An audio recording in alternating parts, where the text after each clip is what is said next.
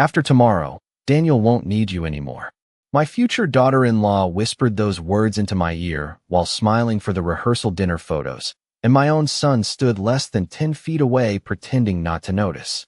I kept my smile perfectly still. At 68 years old, I had learned that the most dangerous moments in life rarely arrived with shouting.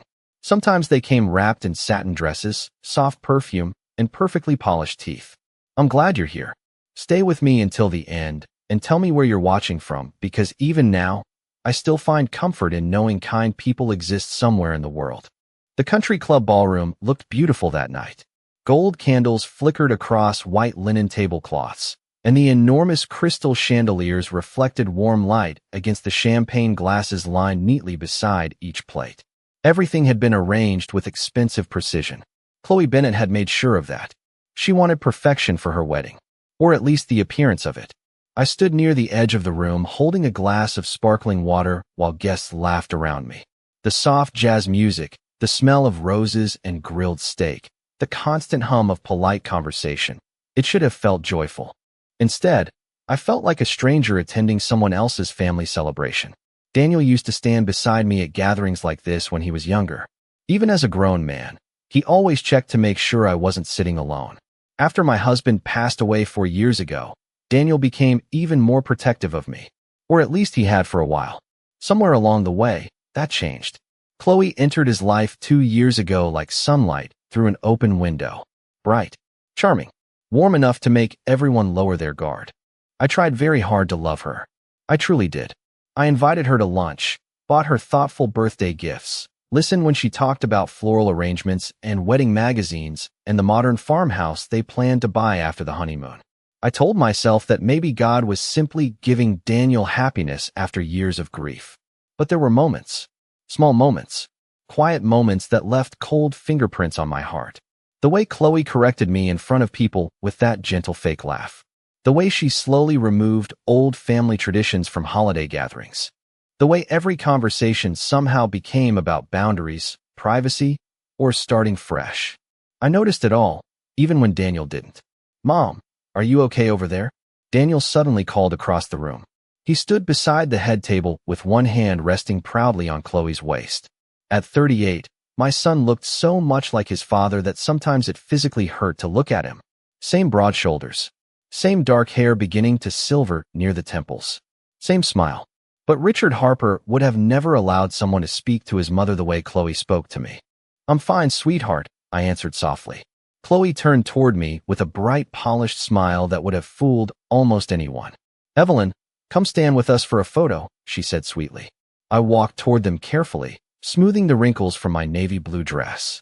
The photographer positioned us beneath an arch covered in white roses. Daniel stood between us. Chloe leaned her head gently against his shoulder while cameras flashed around the room. Then, while everyone adjusted for another picture, she stepped slightly closer to me. Her voice dropped low enough that only I could hear it.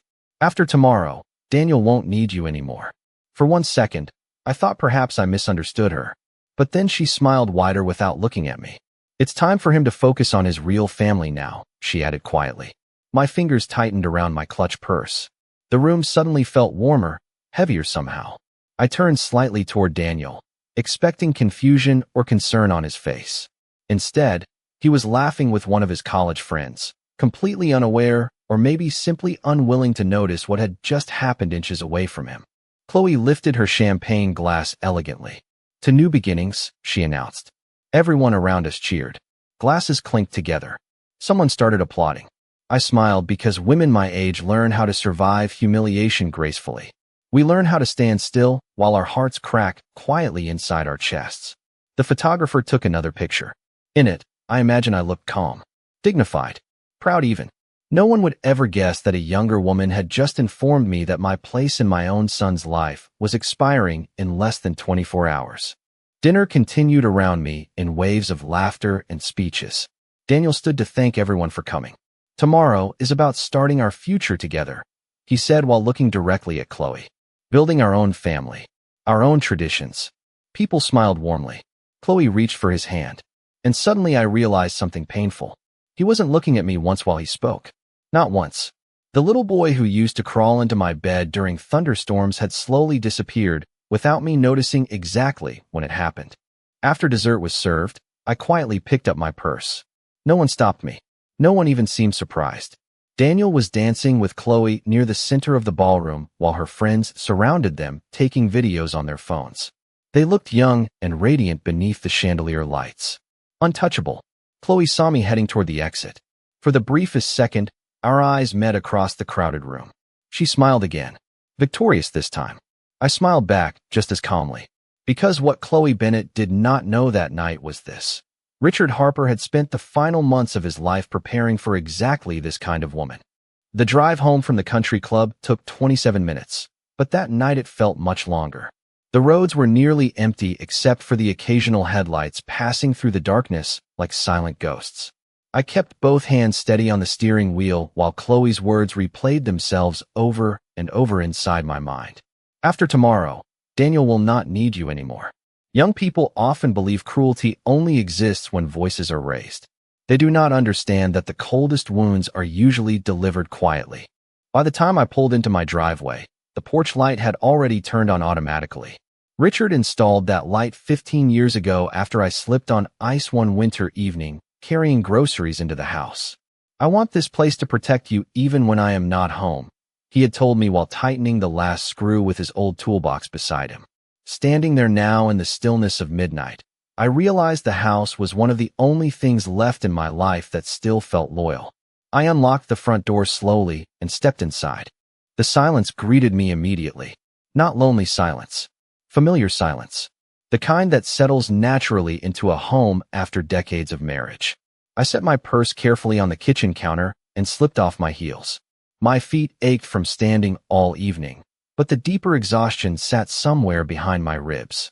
The kitchen still smelled faintly like cinnamon from the pie I baked 2 days earlier for Daniel. His favorite had always been apple cinnamon with extra nutmeg. I stared at the untouched pie sitting beneath glass on the counter and suddenly realized he never even asked if I had brought dessert to the rehearsal dinner. Chloe had hired a private catering company from Chicago instead. Every detail had become curated, polished, modern. There was no room left for homemade things anymore. I loosened the pearl earrings from my ears and walked slowly through the house, turning on small lamps as I went. The family room looked exactly the same as it had for years. Cream-colored sofa, framed vacation photos on the shelves, Richard's reading chair near the fireplace with the folded blanket still draped over the armrest exactly the way he used to leave it. Some people said it was unhealthy that I had not redecorated after he passed away, but they did not understand. I was not preserving furniture. I was preserving evidence that love once lived here. I stopped near the mantel and picked up a framed photograph from Christmas 6 years ago. Daniel stood between Richard and me wearing a ridiculous red sweater with snowflakes across the front while we all laughed at something outside the camera frame. Back then, Chloe had not entered our lives yet. Back then, Daniel still called every Sunday morning without fail. Back then, holidays felt warm instead of carefully negotiated. My eyes drifted toward another photograph nearby.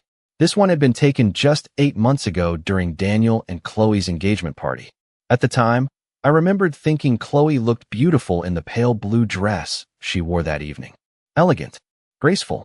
Her hand rested possessively on Daniel's chest even then, though I did not recognize it for what it was at the time. Looking back now, I could see the subtle changes already beginning. Daniel leaning slightly toward her instead of toward me. Chloe positioned directly at the center of every picture. Tiny things. Tiny enough to dismiss if you wanted peace badly enough. I sat down at the kitchen table and rubbed my fingers along the edge of my wedding ring. I still wore it every day even after 4 years. Not because I could not move on. Because some loves deserve to remain visible. Outside the windows, rain began tapping softly against the glass.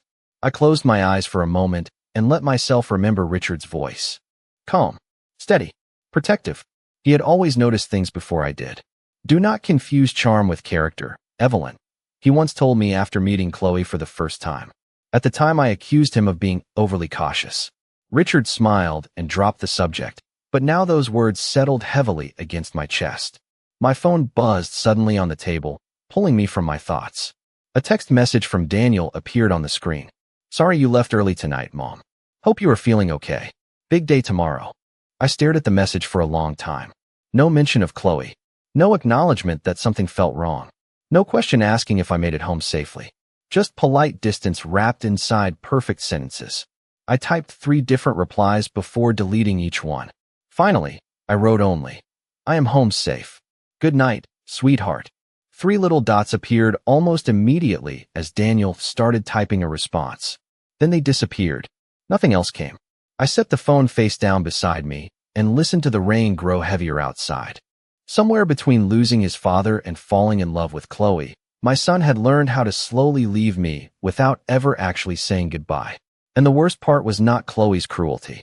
It was realizing Daniel seemed willing to let it happen. The wedding morning arrived gray and cool, the kind of October morning where the air smells faintly like rain and fallen leaves. I woke before sunrise after barely sleeping 3 hours.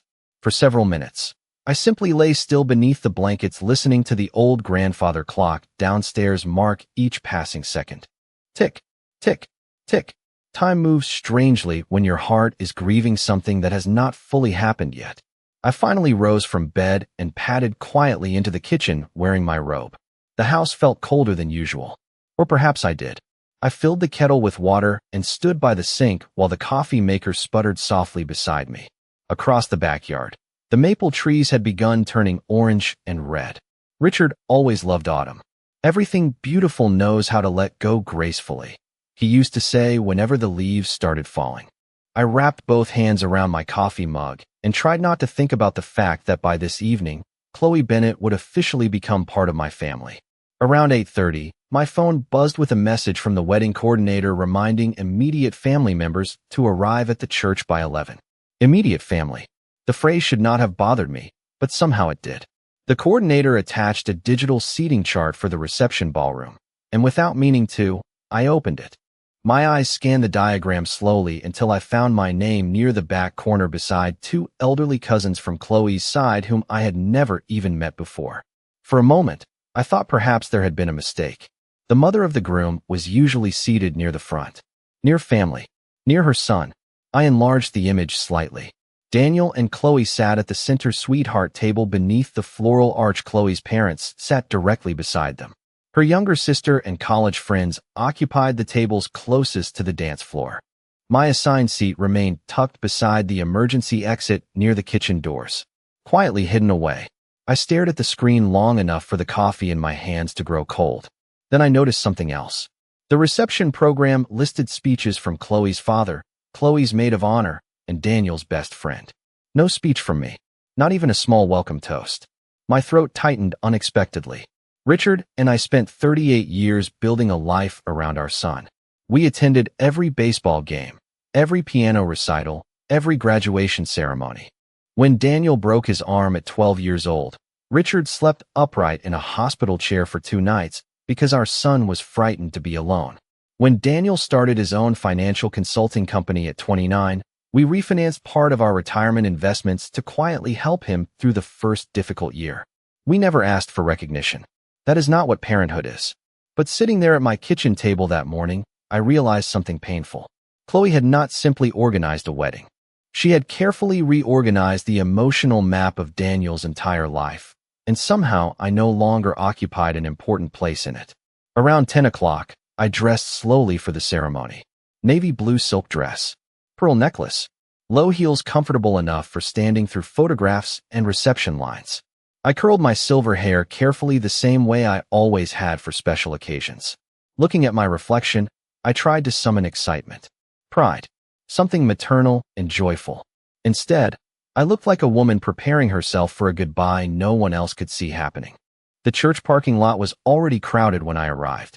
Wedding planners hurried across the sidewalks carrying flower boxes and garment bags while guests gathered near the entrance laughing beneath the cloudy sky. Inside the church foyer, Chloe's mother Patricia greeted everyone warmly like a politician during campaign season. "Evelyn," she said brightly when she spotted me.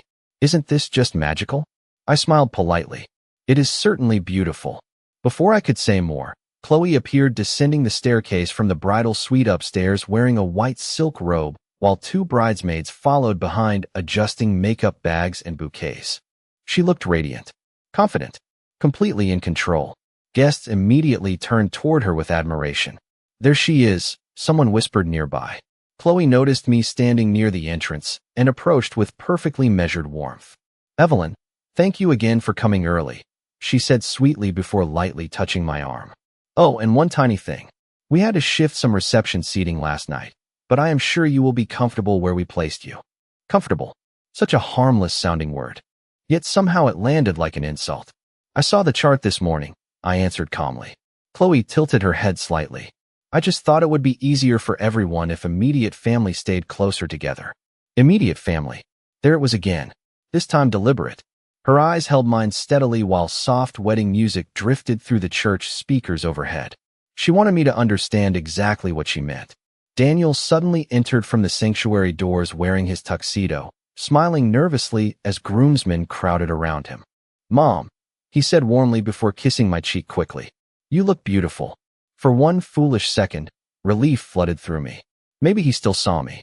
Maybe everything inside my head had become exaggerated by grief and loneliness. But then Daniel glanced toward Chloe instinctively before speaking again. Did Chloe explain the seating adjustments? We just wanted to simplify things. Simplify things. I looked at my son standing there in his expensive black tuxedo beside the woman who had slowly repositioned me to the edges of his life, one polite decision at a time. And the worst part was that he genuinely did not seem to realize what he was helping her do. The ceremony itself passed in a blur of organ music, candlelight, and carefully rehearsed smiles. I sat alone on the far end of the second pew while Chloe walked slowly down the aisle holding her father's arm, her cathedral-length veil trailing behind her like something from a bridal magazine cover. Guests turned to admire her beauty while soft whispers floated through the church. Daniel looked emotional standing at the altar. For one brief moment, when his eyes found mine across the sanctuary, I saw the little boy he used to be. Nervous, hopeful, wanting reassurance from his mother before a life-changing moment. I smiled gently at him and nodded once. He smiled back automatically before Chloe reached his side and took his hands. Then his attention disappeared completely into her world again. During the vows, I found myself staring at the stained glass windows instead of the couple. Richard and I were married in this exact church 39 years ago. Back then the carpet was darker, the pews less polished, and the old pastor still smoked cigarettes behind the building between services. Richard had been 27 years old with thick, dark hair and nervous hands that trembled slightly while placing the wedding ring onto my finger. We did not have a luxury reception or imported flowers. My wedding dress came from a department store clearance rack because we were saving every dollar possible for a down payment on our first house. But when Richard looked at me that day, I never doubted for even 1 second that I mattered to him more than anyone else in the room. That certainty changes a woman. It gives her peace. Looking at Daniel now, I realized something painful. He loved Chloe deeply, perhaps blindly, but I no longer recognized the quiet loyalty that once defined the Harper men. Somewhere over the last 2 years, my son had started measuring harmony by how little resistance he offered her. After the ceremony ended, guests slowly moved toward the reception ballroom at the country club, while photographers organized family portraits near the church gardens. The air outside smelled damp from the morning rain, and fallen leaves clung to the stone walkway beneath everyone's polished shoes. Immediate family first, the photographer called cheerfully. Chloe instantly stepped forward with her parents and younger sister, while Daniel followed beside her. I remained standing several feet away, waiting naturally for my turn. The photographer adjusted his camera. Perfect. Now bride's family only. More flashes. More smiles. More rearranging. 10 minutes passed before someone finally noticed me standing quietly near the fountain. "Oh goodness, Evelyn. Come in," Patricia called quickly, almost as an afterthought. Chloe's expression tightened for only half a second before her bright smile returned. "Of course," she said sweetly. "We definitely need one with Daniel's mother." Need, not want. The difference settled heavily inside me. During one group photograph, the photographer instinctively positioned me beside Daniel. Before the camera flashed, Chloe lightly touched his arm. "Actually, can we switch?" she asked casually. "I think this arrangement flows better." Suddenly, I found myself moved toward the far edge, while Patricia took the position directly beside the groom. No one protested. Not even Daniel. I stood there smiling beneath gray October skies while strangers documented the gradual removal of my place inside my own family. By the time we arrived at the reception ballroom, my chest felt hollow with exhaustion. The ballroom itself looked stunning. Hundreds of ivory roses overflowed from crystal vases beneath golden candlelight, while waiters carried silver trays of champagne between elegantly dressed guests. A large illuminated sign above the dance floor read, "The Bennetts and Harpers," in flowing script, though somehow the Harper name appeared smaller. I noticed things like that now. Tiny adjustments. Tiny erasures. My assigned table sat exactly where I remembered from the seating chart, near the service hallway doors where waiters entered and exited carrying trays of food. Far from the sweetheart table, far from the center of the room. Across from me sat an elderly couple from Chloe's side, who spent most of dinner discussing retirement communities in Arizona. Meanwhile, laughter echoed loudly from the front tables where Chloe's friends toasted the newlyweds with expensive wine. Halfway through dinner, I excused myself quietly and walked toward the restroom corridor for a moment alone. As I passed the bridal suite hallway, I heard voices drifting through a partially open door. Chloe's voice came first. "By next year, we need to convince him to move farther away from her. Chicago maybe. Somewhere with space." Another bridesmaid laughed softly. "You really think his mother would let go that easily?" Chloe answered without hesitation. "She will not have a choice forever. Daniel feels guilty now, but eventually men prioritize their wives. They always do." My footsteps stopped instantly against the marble floor. The women inside continued laughing lightly, while makeup brushes clicked against countertops. They had no idea I stood only feet away listening. For several seconds, I simply stared at the floral wallpaper across the hall, while something cold settled deeper inside my chest. Not anger. Clarity. Suddenly, every shifted seat, every excluded tradition, every carefully worded insult formed a complete picture. Chloe was not merely trying to become part of Daniel's life. She was methodically replacing everyone who existed before her. Especially me. I turned quietly and walked away before anyone noticed I had been there. And for the first time since this wedding weekend began, I finally understood why Richard looked so troubled the last time he ever spoke about Chloe Bennett. The reception continued around me like a performance I no longer belonged to.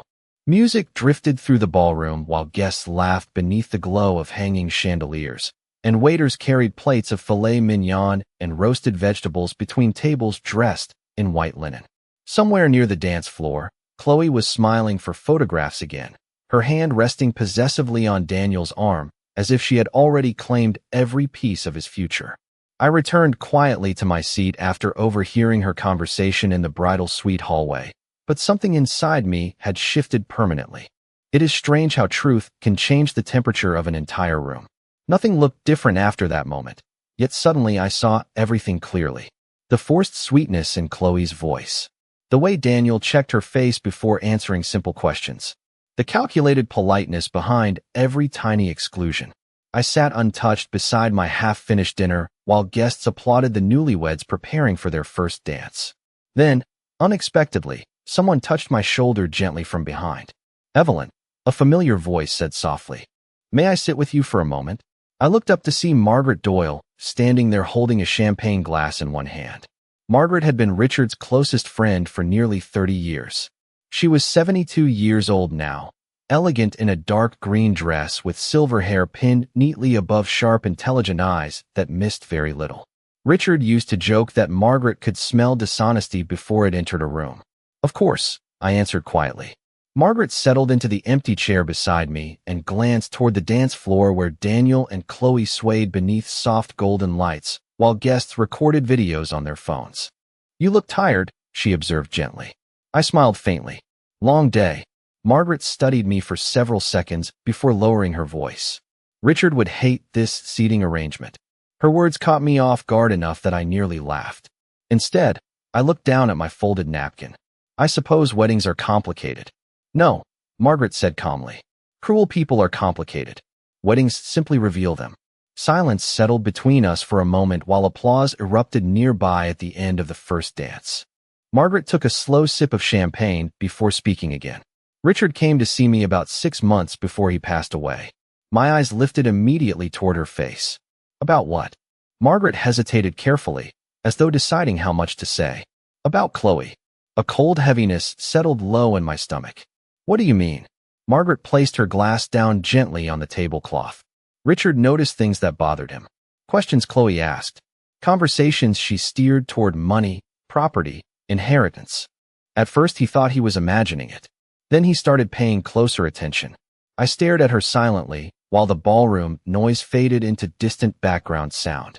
One evening, Margaret continued, Richard overheard Chloe asking Daniel whether your lake house was already in his name or still protected under family trust ownership. This was only 3 months after their engagement. My fingers tightened slightly around the edge of my chair. The lake house. Richard built that home 22 years ago along the Wisconsin shoreline after Daniel graduated college. It was never extravagant, but it carried every important memory our family had left. Summer fishing trips. Christmas mornings beside the stone fireplace. Richard teaching Daniel how to repair the old wooden dock after storms. Daniel told her the trust paperwork was complicated, Margaret said carefully. According to Richard, Chloe became noticeably upset afterward. I swallowed slowly. Richard never mentioned any of this to me. He did not want to upset you while he was sick, Margaret answered softly. But he was worried. Not only about the money, about isolation. The word struck me harder than I expected. Margaret leaned slightly closer. Richard believed Chloe was slowly encouraging Daniel to detach emotionally from anyone who might compete for influence over him. Especially you. Across the ballroom, Chloe laughed brightly while one of her bridesmaids adjusted the train of her dress before another round of photographs. She looked radiant beneath the chandeliers. Beloved, untouchable. Yet suddenly I remembered dozens of tiny moments I once dismissed. Chloe insisting holidays should rotate away from our family traditions. Chloe encouraging Daniel to skip Sunday dinners because he needed better work-life balance. Chloe suggesting Chicago would offer more exciting opportunities than staying close to home. Piece by piece, she had been repositioning him emotionally long before I realized there was a game being played at all. There is something else, Margaret said quietly. My chest tightened instinctively. What? She hesitated only briefly. Richard changed portions of the family trust shortly before he died. I blinked at her in confusion. What changes? Margaret's expression grew careful again. I do not know every detail. Only that he met privately with Thomas Reed several times. He told me afterward that he finally felt at peace. Thomas Reed, Richard's attorney for over 25 years. My heart began beating harder now, though I could not fully explain why. Margaret, I whispered carefully, what exactly are you trying to tell me? She looked directly into my eyes then, and for the first time all evening, I saw genuine concern there. I think Richard understood Chloe much sooner than anyone else did, she said softly. And I do not believe he left you unprotected. At that exact moment, Daniel suddenly appeared beside our table smiling warmly, completely unaware that the ground beneath his perfect wedding day had already begun to shift. There you are, Mom. Daniel smiled as he approached our table, loosening the top button of his tuxedo jacket slightly, like a man finally relaxing after hours of formalities. Margaret straightened calmly beside me while I forced myself to return his smile. Looking at him in that moment felt almost unbearable. He looked happy, truly happy, and that made everything infinitely more complicated. We were just talking about your father, Margaret said smoothly before I could answer. Daniel's expression softened immediately. I wish Dad could have seen today. For one brief second, genuine sadness crossed his face. Not performative sadness, real grief. The kind that still appears unexpectedly even years after loss. It reminded me that despite everything, my son was not cruel by nature. Weak perhaps, blind certainly, but not cruel. He would have been proud of you, I said quietly. The words hurt as they left my mouth because I no longer knew if they were entirely true. Daniel smiled gratefully before glancing toward the dance floor, where Chloe stood laughing with several bridesmaids beneath the warm ballroom lights. Even from across the room, I watched his attention shift instinctively toward her. Like gravity. Chloe wants to cut the cake soon, he explained. Then we are heading to the rooftop terrace for more photos before the sparkler exit. His schedule sounded less like a wedding celebration and more like a carefully managed production timeline. Margaret rose slowly from her chair and touched my shoulder gently. Excuse me, dear. I should say goodbye before traffic becomes impossible. I stood to hug her briefly. As she leaned close, she whispered something softly enough that only I could hear. Call Thomas Reed tomorrow morning. Then she walked away into the crowd before I could respond. My pulse quickened slightly. Daniel looked puzzled. Everything okay? Of course, I answered calmly. Margaret simply misses your father. Daniel nodded absently, though I could already feel his attention drifting back toward Chloe again. It happened constantly now. Even during conversations, part of him remained mentally tethered to her. Mom, he said after a moment, lowering his voice slightly. I know things have felt different lately. The unexpected seriousness in his tone caught me off guard. Different, I repeated carefully. He sighed quietly and glanced down at his wedding ring for a second before speaking again. Chloe and I are trying to build our own life together. Sometimes that means setting boundaries and making changes. I just hope you understand that none of it is personal. Boundaries. Another one of Chloe's favorite words. Modern relationships always seemed filled with therapeutic language that disguised emotional cruelty as healthy growth. I looked at my son standing there beneath crystal chandeliers while waiters carried champagne around us and guests celebrated the beginning of his marriage. Somewhere along the line, Daniel had started speaking like someone gently managing a difficult situation instead of speaking like a son talking to his mother. Do you remember when you were 10 years old? I asked softly. Daniel blinked in surprise. What? You had pneumonia during Christmas week. Your fever reached 104 degrees. You were terrified to fall asleep because you thought you would stop breathing. A faint smile touched his face despite himself. I remember pieces of it. Your father and I took turns sitting beside your bed for 4 straight nights. I continued quietly. Every time you opened your eyes, one of us was there.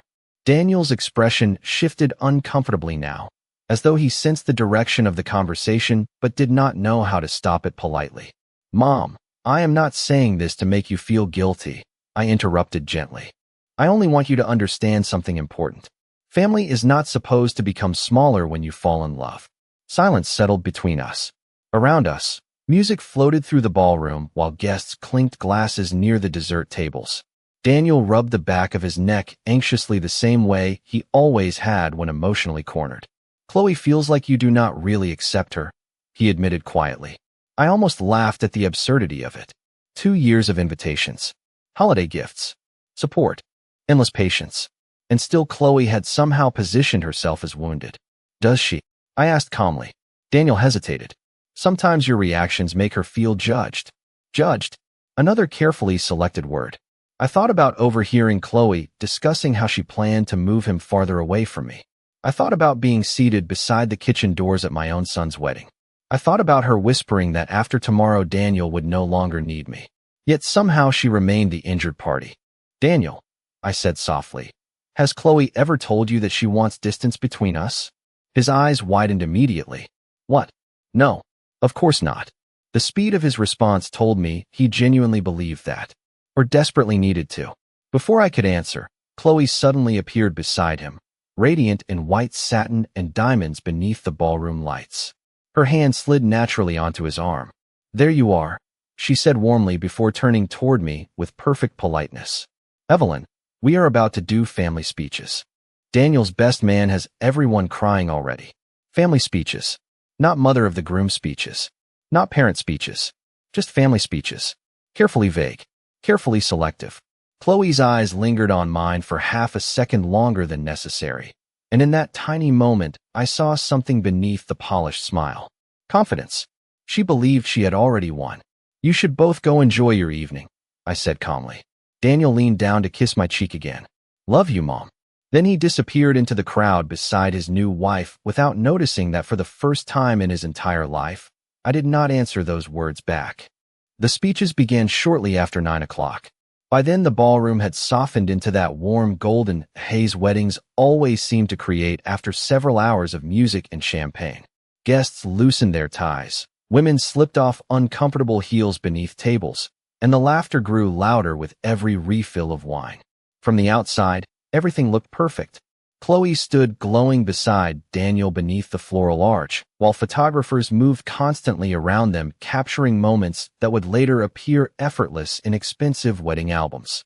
But perfection is often just careful editing. I sat quietly at my corner table near the service doors with a cup of untouched coffee warming my hands while the best man delivered another sentimental story about Daniel during college. Everyone laughed when he described my son accidentally setting off the dormitory fire alarm trying to microwave frozen pizza at 2 in the morning. Daniel laughed too, relaxed and handsome in his tuxedo, while Chloe leaned against his shoulder smiling like a woman completely certain of her future. Then Patricia Bennett stood for her speech.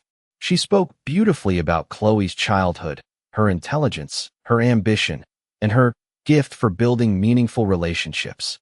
Guests applauded warmly while Chloe dabbed carefully at the corner of one eye with a folded napkin. The room adored her. I realized that fully now. She understood exactly how to perform warmth in public spaces. When Patricia finished speaking, the master of ceremonies stepped forward holding a microphone and smiling brightly toward the crowd. And now, he announced cheerfully, we would like to invite anyone else from the family to share a few words with the happy couple. For a brief second, silence settled across the ballroom. My heartbeat slowed unexpectedly. Perhaps Daniel would ask me after all. Perhaps somewhere beneath all this distance and manipulation, he still remembered who sat beside his hospital bed when he was sick as a child. But before the silence fully landed, Chloe lifted her hand smoothly toward one of her cousins near the dance floor. Melissa absolutely has to tell the camping story, she laughed brightly. Guests chuckled immediately while another microphone was passed away from the head table. Just like that, the moment disappeared. I lowered my eyes toward the coffee in my hands before anyone could notice the embarrassment rising slowly into my face. Not excluded loudly. Never loudly. Chloe was far too intelligent for that. She specialized in exclusions disguised as harmless oversights. By the time Melissa finished her story, the room had already shifted into dancing and celebration again. Music swelled through the ballroom, while younger guests crowded the dance floor beneath spinning lights. I remained seated quietly watching strangers celebrate my son's marriage from a distance that suddenly felt much larger than the size of the room itself. Around 10 o'clock, I finally rose to retrieve my coat from the reception check room. My feet ached, and exhaustion pressed heavily behind my eyes. I told myself there was no reason to stay longer. Daniel was surrounded by people who made him feel wanted. Chloe had carefully ensured that. As I walked through the lobby corridor toward the coat check area, I heard familiar voices drifting from the outdoor terrace beyond the glass doors. Daniel and Chloe. Instinctively, I slowed my steps. I just think she is having trouble letting go, Daniel said quietly. Chloe sighed dramatically. Daniel, I am trying so hard with her.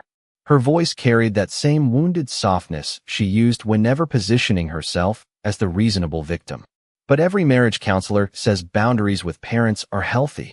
Marriage counselor. The phrase startled me slightly. Had they already discussed me with a therapist? She is lonely since your father passed, Daniel answered gently. That is part of it. Chloe's heels clicked softly against the terrace stone. And I understand that. Truly. But eventually we need our own life. I do not want every holiday, every decision, every future child revolving around your mother's feelings. Future child. The words settled quietly into the cold night air. Daniel remained silent for several seconds before answering. You are right. Just 2 words. Calm. Casual. Yet somehow they hurt more than anything else that evening. Not because he chose his wife. A husband should protect his marriage. But because he never once defended me as a human being worthy of kindness too. I stepped away from the terrace before they could notice me and continued toward the coat check room with slow measured steps. Inside, a young attendant smiled politely while retrieving my navy wool coat from the rack. Leaving already? She asked kindly. Long day, I answered softly. Outside, the night air felt sharp and cold against my skin as I walked alone toward the parking lot. Behind me, music still echoed faintly from the ballroom while guests celebrated beneath warm lights and crystal chandeliers. I paused beside my car and glanced back once toward the enormous windows overlooking the reception hall. Through the glass, I could see Daniel dancing with Chloe beneath the glow of hanging lights while everyone around them smiled. They looked beautiful together. Young, untouchable. But for the first time all evening, I no longer felt only sadness. Beneath the grief and humiliation, something else had quietly begun taking shape inside me. Not revenge, not anger, awareness. Richard had seen this coming before I did. Margaret knew it too. And somewhere beyond this wedding night, hidden inside paperwork and conversations I had not yet fully uncovered, my husband had left something behind for me. Something important enough that Chloe never even realized it existed. I woke the next morning to complete silence. No music, no polite laughter, no crystal glasses clinking beneath chandeliers. Just the faint sound of wind brushing against the maple trees outside my bedroom window. For several seconds, I forgot where I was in time. Then the memories of the wedding returned all at once. Chloe's whispers, Daniel's distance, the empty seat beside me where Richard should have been through all of it. I sat slowly at the edge of my bed and stared at the pale morning light stretching across the hardwood floor. My body felt older than it had the day before. There is a particular exhaustion that comes from realizing someone you love has slowly stopped protecting your place in their life. It does not happen all at once. It happens through 1,000 tiny permissions. A missed phone call, a shifted chair at a dinner table, silence during moments when someone should have defended you. By 9 o'clock, I had dressed simply in cream-colored slacks and a soft gray sweater before driving downtown to Thomas Reed's office. The city looked washed clean after overnight rain. People hurried along sidewalks carrying coffee cups and briefcases while traffic crawled steadily beneath cloudy skies. Normal life continued everywhere around me, while my own felt strangely suspended between grief and clarity. Thomas Reed's law office occupied the top floor of an older brick building overlooking the riverfront. Richard always trusted Thomas because he disliked dramatic people and preferred men who spoke carefully before saying anything important. When the receptionist led me into Thomas's private office, he rose immediately from behind his desk, with visible surprise crossing his face. "Evelyn," he said warmly, "I was not expecting to see you this morning." He looked older than I remembered, more silver in his hair, reading glasses resting low against tired eyes. Yet his expression softened immediately with genuine kindness when he motioned for me to sit down. "Margaret told me to come," I admitted quietly. Thomas nodded once, almost as though he had expected that answer eventually. "I wondered how long it would take before certain things became impossible for you to ignore." The sentence settled heavily between us. I folded my hands carefully in my lap. Richard knew something was wrong with Chloe, did he not? Thomas remained silent for a moment before opening a dark leather folder resting beside him on the desk. "Your husband loved you very much, Evelyn," he said carefully. "Everything he did during the final year of his life was centered around making sure you would never become vulnerable after he was gone." Vulnerable. The word alone nearly broke my heart. Thomas removed several documents neatly clipped together and slid them across the desk toward me. At first, the legal language blurred together beneath my eyes. Trust ownership, estate management authority, asset protection clauses. Then one line finally sharpened clearly enough for me to understand. Primary controlling trustee, Evelyn Harper. I looked up immediately. "What is this?" Thomas folded his hands calmly. "Richard transferred complete controlling authority of the Harper family trust to you 8 months before he passed away." My breath caught softly. "Daniel told Chloe the trust was complicated because he genuinely does not know the full structure." Thomas continued. "Richard intentionally kept it that way." I stared down at the documents again while my pulse slowly quickened. "Why would he do that?" Thomas's expression grew more serious now. "Because your husband became increasingly concerned that Daniel was emotionally vulnerable to manipulation." The words landed with painful accuracy. Richard noticed patterns. Thomas continued carefully. Conversations about property, questions about inheritance timing, discussions about relocating Daniel far away from family connections. He did not believe Chloe loved Daniel for money alone, but he did believe she valued influence and control more than loyalty. I closed my eyes briefly. Every instinct I spent 2 years trying to suppress now stood fully confirmed inside official paperwork resting inches from my hands. "There is more," Thomas said quietly. He reached again into the folder before placing another sealed envelope carefully onto the desk between us. My heart immediately recognized Richard's handwriting across the front. "For Evelyn. Open only if you begin to feel alone." Suddenly, I could not breathe properly for a moment. My fingertips trembled slightly as I touched the envelope. Thomas looked away respectfully, giving me privacy while I carefully opened the seal. Inside rested a handwritten letter folded twice along the center crease. Richard's handwriting appeared steady despite the illness that had slowly weakened him near the end. My dearest Evelyn, if you are reading this, then certain fears of mine were probably justified. First, understand this clearly. You were never the burden anyone might someday try to convince you that you are. You built this family beside me from nothing. Everything Daniel has exists because of sacrifices you made quietly for decades. Never forget your value simply because younger people mistake kindness for weakness. My vision blurred instantly with tears. I swallowed hard and continued reading. I do not know what choices Daniel will make after I am gone. I pray he remembers who he is. But if he ever allows anyone to diminish your place in this family, I need you to know something important. The Harper Trust cannot be sold, transferred, or accessed without your direct approval. Not by Daniel. Not by any future spouse. And if any beneficiary attempts to isolate or financially pressure you, their inheritance rights may be permanently revoked under the protection clauses Thomas drafted for us. I lowered the letter slowly into my lap while silence filled the office around me. For the first time since Chloe whispered those words at the rehearsal dinner, I no longer felt powerless. Richard had seen the storm coming long before I did. And quietly, patiently, he had already built the shelter. 3 days after the wedding, Daniel called me for the first time since the reception ended. I was sitting on the back porch wrapped in a light cardigan, watching pale sunlight ripple across the lake behind the house, while autumn wind moved softly through the trees. The morning felt peaceful in a way I had not experienced for months. Quiet no longer felt lonely. It felt protective. My phone vibrated against the small iron table beside my coffee cup. Daniel's name appeared across the screen. For several seconds, I simply stared at it before answering. "Good morning, sweetheart." His relief was immediate. "Mom. Finally. I have been trying to reach you since yesterday afternoon." I glanced calmly at the untouched stack of missed calls and messages still sitting on my phone. I needed some time to rest. Silence lingered briefly before he spoke again. "Thomas Reed called me this morning." There it was. Straight to the center of it. No small talk. No questions about how I was feeling after the wedding. Just tension, confusion, fear. I took a slow sip of coffee before answering quietly. I assumed he eventually would. Daniel exhaled sharply on the other end of the line.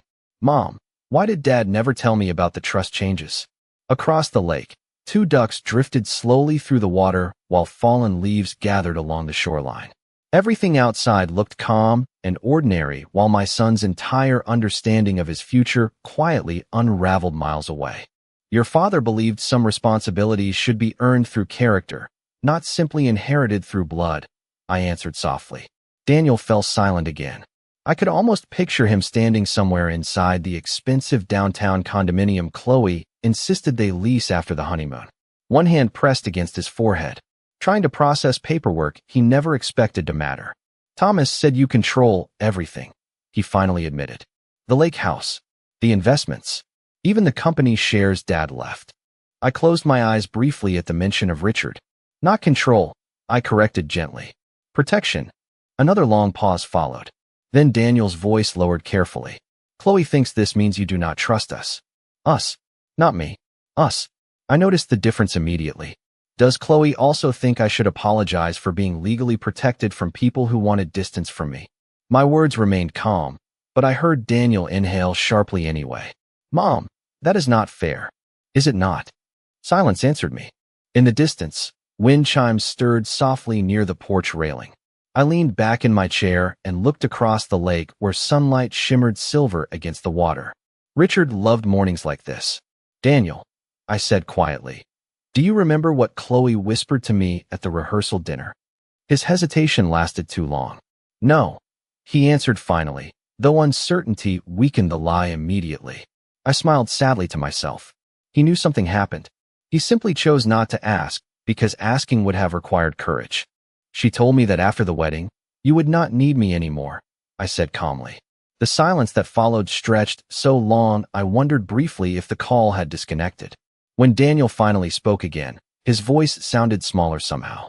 "Mom, she did not mean it like that." "How did she mean it?" Another silence. Another failure to defend me honestly. Somewhere in the background of his line, I heard Chloe speaking faintly. Her voice carried tension now instead of sweetness. "Daniel," I asked softly, "is Chloe there with you?" "Yes." "Good," I answered gently.